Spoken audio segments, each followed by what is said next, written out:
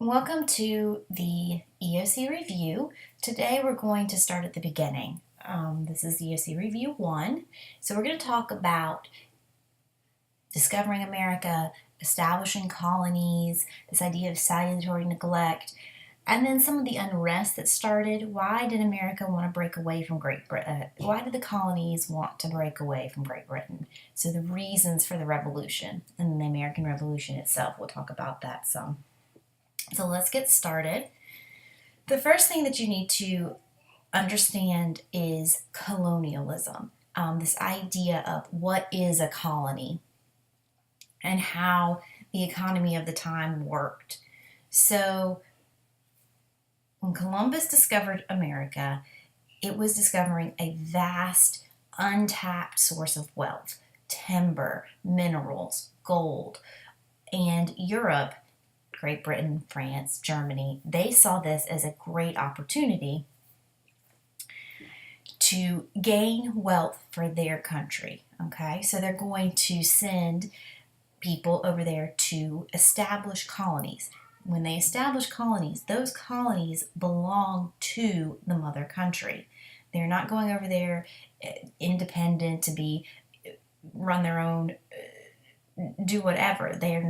Great Britain sends a ship across the ocean, they're financing it, right? They're paying for the ship and the people that go over there, and they're basically giving them the tools they need to get started. So when they establish that colony, everything that colony produces belongs to that mother country. So Great Britain expects its colonies to trade with it only. Everything that it exports, it gets the advantage. So, for example, Virginia, when Virginia is established, it can't go to Spain and say, hey, will you give me a better deal than Great Britain? No. Everything that colony produces belongs to that mother country. So it's a very uneven relationship, right? But the people that live there, the colonists, they expect to be treated and identify themselves as British. Or if it's a French colony, they identify themselves as being French. So even though they're all the way across the ocean, they still believe themselves to be citizens of whatever country they came from. So some basic geography. Think of the long route between Europe and North America, right? A long boat ride, months at sea. Maybe you don't even make it to where you're supposed to be going. You get blown off course. So it is long, it is dangerous, communication is not good. So when the colonists get settled, even though they believe themselves to be and are English citizens, they have to develop some way to govern themselves, right? They can't every single time something comes up, oh, somebody stole something, they can't be like, okay, we're going to consult Great Britain and send you back across the ocean. So they do start developing some sense of self-government because of this long distance, right? The trade between North America and Europe is great. It's untapped wealth. Great Britain is doing very, very well with this trade. So they start what's called salutary neglect, neglect being leave alone. And they sort of let the colonies develop on their own. They let them develop their own sense of government. They don't put royal governors over everything and insist that they pay all of the taxes because they're doing well. They're getting what they need. And they're like, well, why do we need to put all these harsh rules and make sure that they do everything that we say? So during the early portion of colonialism, life is good.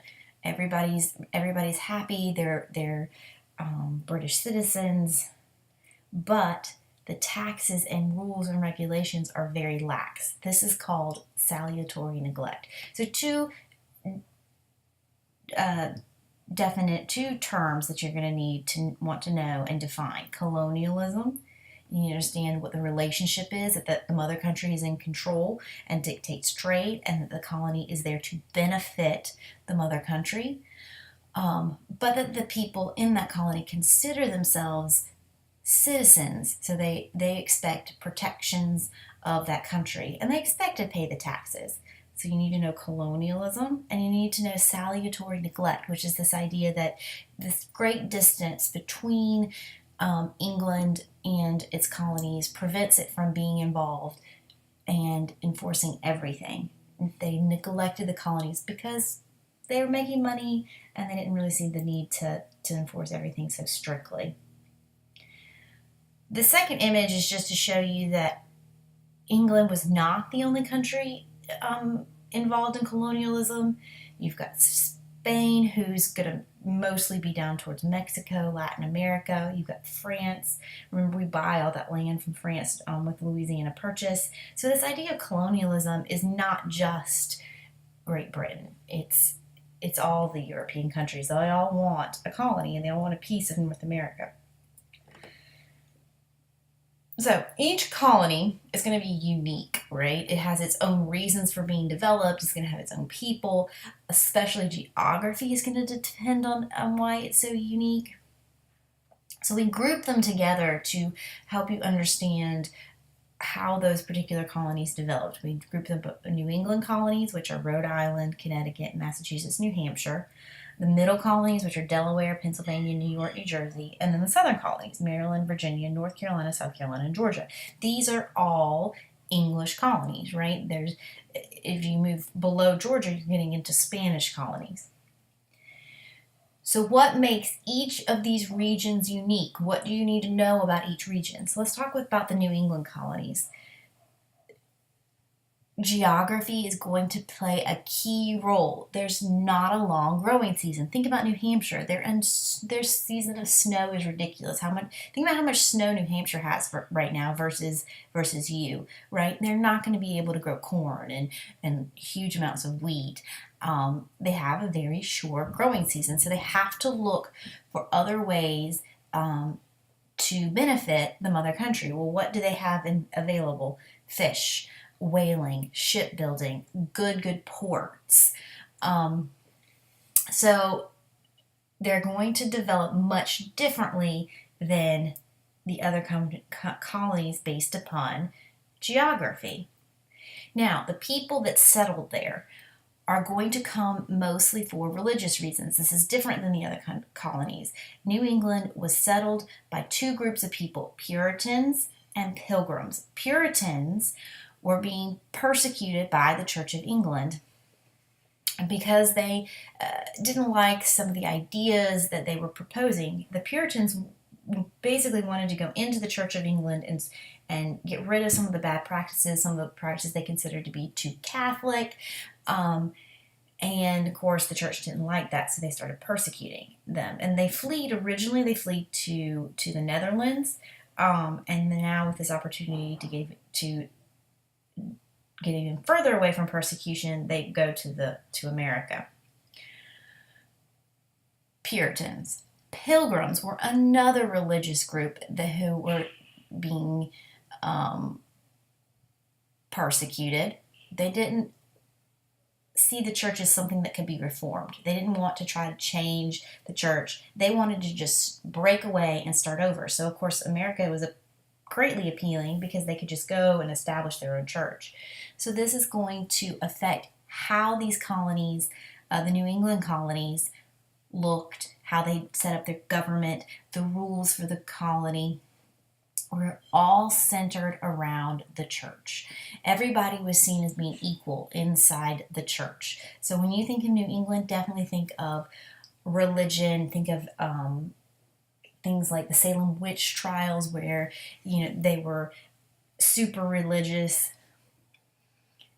Things that you also need to remember about the New England colonies is the Mayflower Compact. The Mayflower Compact is that before they left the ship, they realized that we need to set up our own kind of government, that England is too far away. Okay, so here almost immediately we're seeing this idea of, yes, we're English citizens. Yes, we know that we belong, that we're obligated to Great Britain, but Great Britain's miles and miles away. So we promise to follow these sets of rules. Okay?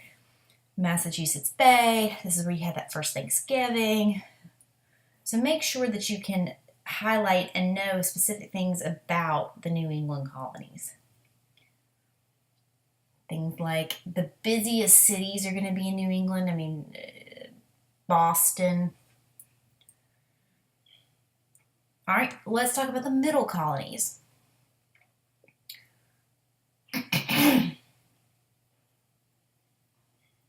The middle colonies are not going to develop for religious reasons. They're going to develop more for growing because of geography. Agriculture, small farms that are going to produce many different kinds of crops. There are going to be some factories.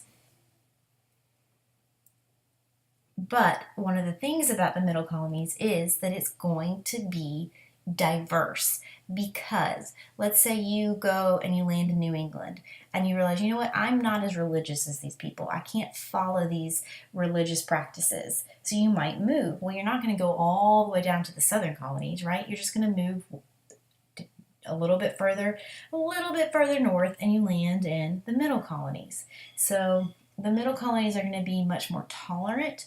You're going to have Catholics and Protestants and Jews and Quakers. So think of the middle colonies as being much more cosmopolitan, especially when it comes to religion.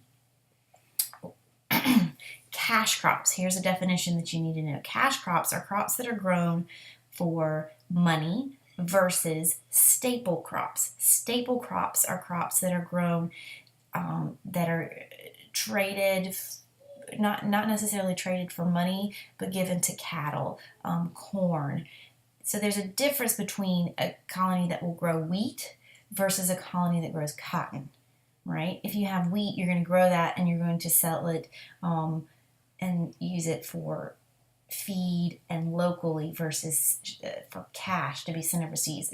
It's kind of a strange distinction, but it's something that you need to be familiar with. The middle colonies are going to grow staple crops. Their crops are going to be sent to the northern colonies where they might use them for their cows, or down south, or just locally for their own stuff. They're not necessarily going to be sold to Great Britain to be turned into something else, like cotton. Is a southern crop. Cotton is a cash crop. They sell it to Great Britain. Great Britain turns it into cloth. Indigo. They grow indigo. They sell it to Great Britain. Great Britain turns it in and dyes it. So it's something that has to be sold for money. So nicknamed the middle colonies the bread basket because they made so much grain. Oats, wheat, rye. Quakers are a huge portion of the middle colonies. We talked about the diversity of religions. All right, so southern colonies. The southern colonies are definitely all about making money. Of course, the unique part of the southern colonies was that they grew cotton and these agricultural things like agricultural cash crops, tobacco, rice, indigo. Important to know the slave trade. The slave trade is unique to the southern colonies. Slaves did not exist in slavery was not a part of the New England economy. Slavery was not a huge part of the middle colonies economy. It was a part of the southern economy.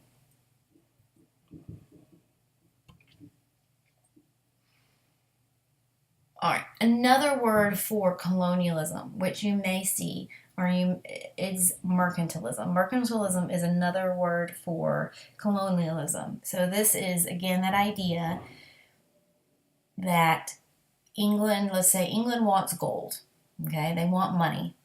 So they're going to establish a colony. That economy is going to produce cotton. They don't have gold, but they can produce cotton. They can take that cotton and they can sell it back to England England buys the cotton for cheap. It doesn't allow America to produce cloth. They can't do the manufacturing. They have to send the cotton to England. Like, that's a restriction on the trade dictated by the mother country. So England gets the cotton. They make cloth, and then they're going to sell it back to the America, or they might sell it to a different country.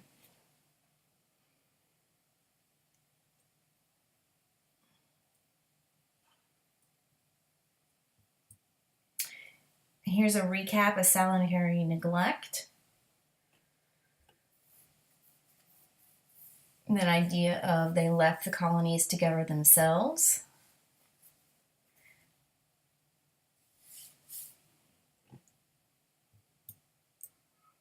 So what happened? What changed? What's going to lead into the American Revolution? Here are some of the causes, like things that you need to memorize and understand. The first being the French and Indian War. The French and Indian War caused England to go into debt. England was constantly going into wars. When they fought the French and Indian War, or it's also called the 7 Years' War. Same war. 7 Years' War, French and Indian War, same thing. Suddenly they're faced with a problem. They need to start paying off some of their debts. Well, what do? They're like, oh, you know what? We have these colonies and we haven't been taxing them as much as we should, or we haven't been enforcing all the taxes that are there. So that's an immediate revenue stream. So they're going to start enforcing those taxes that weren't enforced before. The American colonists who have enjoyed salutary neglect are going to start balking. They're like, well, no, wait a minute. What's going on? So to enforce these taxes, England realizes that they're going to have to send troops because the colonies are not paying these taxes. So they have to send troops to the colonies to enforce these rules. And that's where a lot of these causes come from. For example, the Quartering Act. The Quartering Act was when the people were expected to house the troops that were sent to enforce these laws. So not only did they not want to pay the taxes, and these laws were considered unnecessary and they didn't think they needed to do it, but they were expected to house the troops that were enforcing them in their homes. They didn't have their own barracks. Of course, you're familiar with the Stamp Act. The Stamp Act was an additional tax on every piece of paper. This is going to make people mad, especially journalists. And of course, if you're a journalist, you have the ability to write and complain and get people's attention. A group of laws that you need to be familiar with are the Intolerable Acts. These consist of the Boston Act, which closed the port of Boston until they paid the taxes, the Quartering Act, which we talked about, and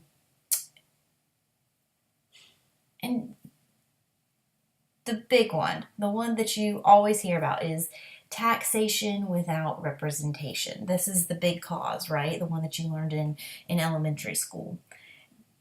The way Parliament worked was you had representatives. Well, the colonists did not have representatives in Parliament, so they felt that they were being taxed and they were being expected to do all of these things, but they didn't have anybody on their side. They didn't have anybody representing them in Parliament. So that's where you get this idea of no taxation without representation. Big events, you need to be familiar with the Boston Tea Party. What was it? What happened? The Boston Massacre, you need to be familiar with that. I'm just going to skip over these so that you can go back and watch the other videos and do some research on those if you need to, but those are two important events that happened. All of these things lead to the colonies deciding that they do not need to be a British colony, and they're going to declare independence. There are a lot of documents that you need to know. Declaration of Independence, the U.S. Constitution, Articles of Confederation. Don't get these confused. The Declaration of Independence is simply when America puts in writing we don't want to be a part of England. They send it as a letter to King George saying, these are the things that you have done. This is why we should be able to break away. Make sure that you can recognize some of the key phrases and wording in it. So when in the course of human events it becomes necessary for one people to dissolve the political bands which have connected them with another, and assume among the powers of the earth the separate and equal station which the laws of nature and of nature's God entitle them, a decent respect to the opinions of mankind requires that they should declare the cause which impel them to separation. So, in the very eloquent and wordy language of the time, we want to be separated from England. Remember the ideas of John Locke. Those are going to show up in the Declaration of Independence as reasons for needing to be separate. We hold these truths to be self-evident that all men are created equal. Okay, so they didn't feel like they were being treated equally. They were being forced to do the heavy lifting for England. They weren't being treated equally. Where did they get these rights? They're endowed by their Creator. They come from God. And what are they? Life, liberty, and the pursuit of happiness. That to secure these rights, governments are instituted among men, deriving their powers from the consent of the governed. Okay, again, this is the idea of the social contract. The governments exist because of the people, not because some king is just born, right? In England, kings are born and their sons get the title, and then their sons get the title, and it's hereditary. But they're establishing that this government is made by men and the people, and if the people don't agree with the government, they can overthrow that government, and that's what they're doing. They're overthrowing the government. So the two big things you need to remember going back to John Locke: social contract and natural rights. George Washington is made head of the Continental Army at the Second Continental Congress. Some important battles that you need to know: Lexington and Concord, Bunker Hill, Trenton, Valley Forge, and Yorktown. Make sure you know what happened at each of these. Because I'm not going to go in and talk about all the individual battles and all the different things that happened during the American Revolution, but you do need to be familiar with what went on during the American Revolution. It was a war. It was a struggle. We were not always guaranteed to win. There were some really hard times that we thought we were going to lose, but we did win, and America is now separate from Great Britain, and we have to figure out what to do now that we no longer are governed by England. How are we going to set up this new country? And so that's sort of what this next chapter is. What happens after you've won a war? How do you establish a new country? What's the government going to look like? And that's one reason that this course is titled U.S. History and Constitution, because founding a nation, establishing a new and much different type of government is crucial to understanding American history. So if you've had government, that's great. It'll be very beneficial to you. If you have not, you definitely need to go back and look at government pretty closely, because those things are essentially tied to U.S. history and understanding U.S. history. So the first government that we tried was not the Constitution. The first government that we tried was the Articles of the Confederation. The Articles of the Confederation were very weak.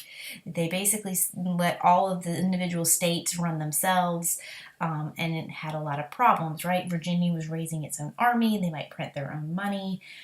So that was very quickly seen as, okay, this is not working. So they do away with the Articles of the Confederation, and they write the Constitution, which is what we use now. The Constitution establishes 3 branches of government. It has the legislative branch, which creates the laws, the executive branch, which enforces the laws, and the judicial branch, which interprets the laws. These are the things that you learn about in government in much, much more in depth. For a U.S. history class, you need to be familiar with what's in the Constitution. What does the Constitution do? The Constitution establishes government.